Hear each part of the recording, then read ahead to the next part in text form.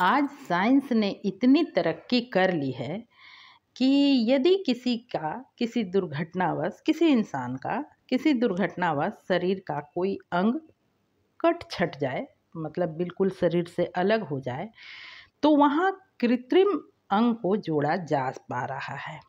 आज ये संभव हो रहा है। या फिर किसी का दुर्भाग्यवश वो आधे अधूरे अंग के साथ भी पैदा हो, तो भी आज साइंस डेवलप है। डॉक्टर उसके उस अंग को कुछ हद तक सुधारने, जोड़ने, बनाने, कृत्रिम अंग को लगाने का प्रयास कर रहे हैं और ऐसा हो रहा है। किंतु इन अंगों के साथ वह इंसान सिर्फ अपने नॉर्मल कामों को कुछ हद तक कर पा रहा, पर वो अलग से लगाया गया कृत्रिम अंग बिल्कुल ओरिजिनल तो नहीं हो पा रहा, बिल्कुल ओरिजिनल तो वो नहीं है। पर क्या ये संभव है कि अपने ही अंग को, अपने ही किसी हाथ पैर को अपने शरीर से अलग कर दिया जाए और कुछ पल, कुछ देर के बाद उसे फिर से पूर्ववत जोड़ लिया जाए, बिल्कुल ऐसा कि जैसे वो कभी अलग था ही नहीं?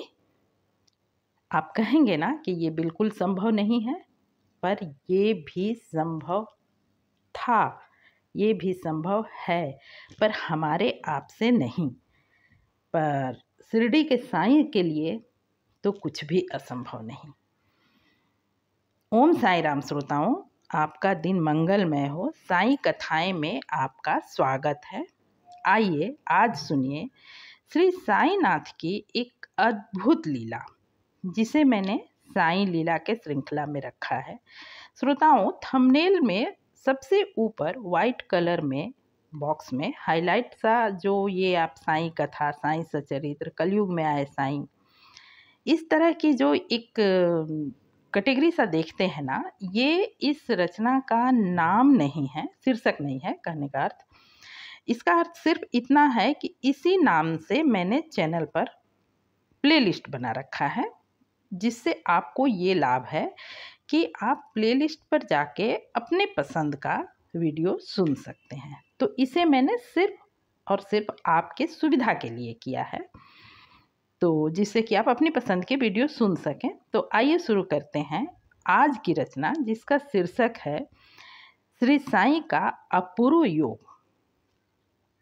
श्रोताओं, आज की ये रचना बाबा के उस वक्त की है जब श्री साईं देह रूप में शिरडी में द्वारका माई में विराजमान थे। इसलिए ऐसे जितनी भी रचनाएं हैं जिनका संबंध की बाबा के देह रूप में रहते हुए वक्त का है, उसे मैंने साईं लीला श्रृंखला में रखा है। तो ये उसी श्रृंखला में है। तो आइए शुरू करते हैं आज की रचना। पर उससे पहले एक छोटी सी आग्रह है कि आप वीडियो को तो पूरा अवश्य सुने, तभी आप समझ पाएंगे कि ये अद्भुत चमत्कार, कहिए चमत्कार नहीं, बाबा की अद्भुत क्रिया, अद्भुत योग उनका क्या है। और वीडियो पसंद आए तो लाइक करें, अपने दोस्तों में शेयर करें। आपने अब तक चैनल को सब्सक्राइब नहीं किया है तो ज़रूर कर लें। आइए अब आज की रचना सुनिए। योग, आज जिसका विकृत नाम योगा हो गया है, हमारे ही देश की देन है। इस अद्भुत और महान विद्या का आविष्कार कहें या फिर हमारे समक्ष प्रस्तुत करना, दिखाना, सिखाना कहें, किया तो हमारे यहाँ के संत महात्माओं ने ही है। इसके साथ ही यह भी सत्य है कि आज हम जिन अभ्यासों को करते सीखते हैं, वो तो इस विद्या की एक छोटा सा भाग है। इस विद्या को पूरा जानना, इसका पूर्ण अभ्यास आज के कलयुग में मनुष्यों से संभव ही नहीं है, क्योंकि उतना वक्त भी नहीं है। और देखिए, उतना संयम और नियम आज के युग में, आज के भाग दौड़ वाली ज़िंदगी में संभव भी नहीं है। इसलिए ये बिल्कुल असंभव सा लगता है। और वैसे ठीक भी है, जितना हम कर पाते हैं उतना ही बहुत है, उतना भी नियम पालन हो जाए तो अच्छी बात है। खैर, आगे की रचना सुनिए। हमारे देश भारत भूमि को आदिकाल से ही संत महात्मा एवं अवतारों ने अपनी चरण धूलि से पावन ही नहीं किया, बल्कि कई ऐसी अद्भुत अलौकिक ज्ञान विज्ञान और विद्याओं को भी सौंपा बताया है जो इस धरा पर और कहीं देखने को नहीं मिलता। उन्हीं में से एक है योग विद्या। साधु संत योग विद्याओं में पारंगत होते हैं। योगा अभ्यास द्वारा वे ब्रह्मानंद में समाधि लगाकर अपनी जड़ देह में स्थित आत्मा एवं सच्चिदानंद परमेश्वर के सत्य स्वरूप में एक रूपता स्थापित करते हैं। योग विद्या के भी भिन्न भिन्न प्रकार एवं मार्ग होते हैं। प्राचीन काल से ही हमारे देश में अनेक योग विद्वानों एवं संत महात्माओं ने इस योग विद्या का सूक्ष्म अभ्यास कर उसके गूढ़ रहस्य और प्रयोजनों को सच्चे जिज्ञासुओं के सम्मुख रखा और उत्तम तथा योग्य शिष्यों का मार्गदर्शन भी किया है। किंतु योगाभ्यास का प्रत्यक्ष फल तथा उससे उत्पन्न होने वाले अनेकानेक लाभ सुगमता से मनुष्य के नित्य देखने में नहीं आ सकते। श्रोताओं, इस बात से तो आप परिचित ही होंगे कि योग, जिसका विकृत नाम योगा हो गया है, यह हमारे ही देश की देन है। इस अद्भुत और महान विद्या का आविष्कार कहें या फिर हमारे समक्ष प्रस्तुत करना कहें, हमारे यहाँ के संत महात्माओं ने ही किया है।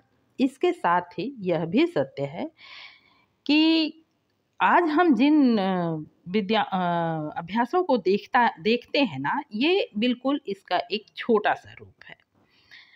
तो श्री साईनाथ ना केवल इस योगा अभ्यास के आदि बल्कि निष्पन्न सिद्ध पुरुष हैं, क्योंकि शिरडी वासियों ने कई अवसरों पर इस बात का प्रत्यक्ष अनुभव किया है कि श्री साईं हर कलाओं में पारंगत हैं।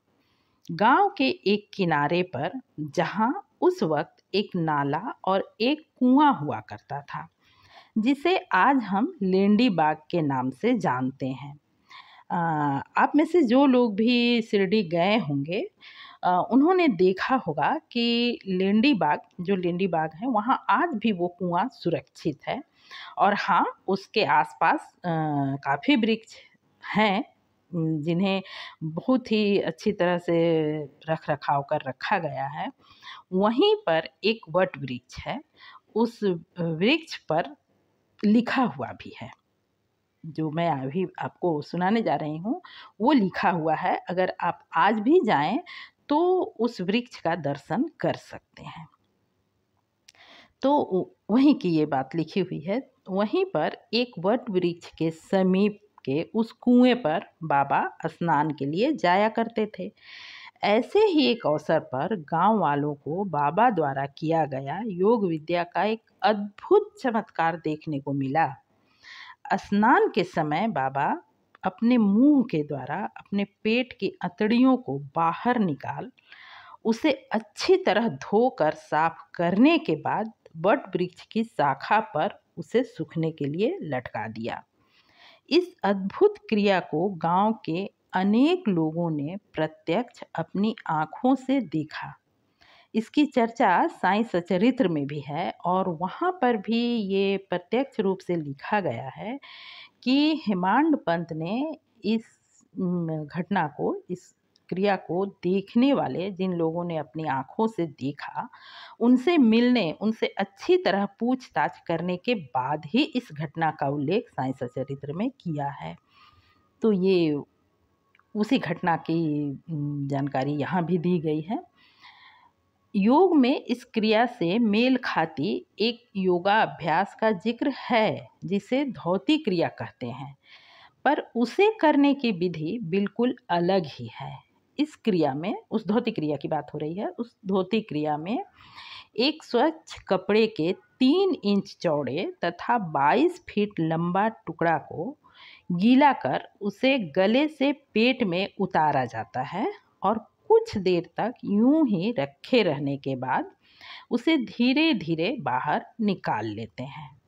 पर श्री साईं के कार्य कर्तव्य तो निराले ही थे। इस तरह एक और विश्व विशिष्ट योगाभ्यास है जिसे खंड योग कहते हैं। इसी खंड योग की चर्चा मैंने सबसे पहले की थी, तो आइए इसके बारे में सुनते हैं। इसे खंड योग कहते हैं। श्री साईं ने इस योग का प्रयोग भी द्वारका माई में एक अद्भुत ही तरीके से किया। एक दिन साईनाथ ने अपने शरीर के कुछ अंगों को अपने शरीर से अलग कर उसे इधर उधर बिखेर दिया। उसी समय एक सज्जन बाबा के दर्शन को द्वारका माई पहुँचे। उन्होंने जब वहाँ का दृश्य देखा तो अत्यंत भयभीत हो उठे। पहले तो उन्होंने सोचा कि लोगों को इस बात की सूचना दे दें कि किसी ने बाबा की हत्या कर टुकड़े टुकड़े कर दिया है, पर सूचना देने वाला ही सबसे पहले संदेह के घेरे में आता है, यह सोचकर वे चुप रह गए। पर दूसरे दिन जब उन्होंने बाबा को पूर्ववत स्वस्थ सुरक्षित बैठे देखा तो उनके आश्चर्य का ठिकाना ना रहा। तो ऐसे हैं हमारे साईं और ऐसी है उनकी अद्भुत लीलाएं। है ना बिल्कुल अद्भुत लीला। तो आज के लिए बस इतना ही। मिलती हूँ ऐसी ही किसी साईं लीला साईं चमत्कार की किसी वीडियो में। रचना और मेरा वाचन पसंद आया हो तो कमेंट करके बताएं। वीडियो को लाइक और शेयर करें। चैनल को अब तक आपने सब्सक्राइब नहीं किया है तो ज़रूर सब्सक्राइब करें।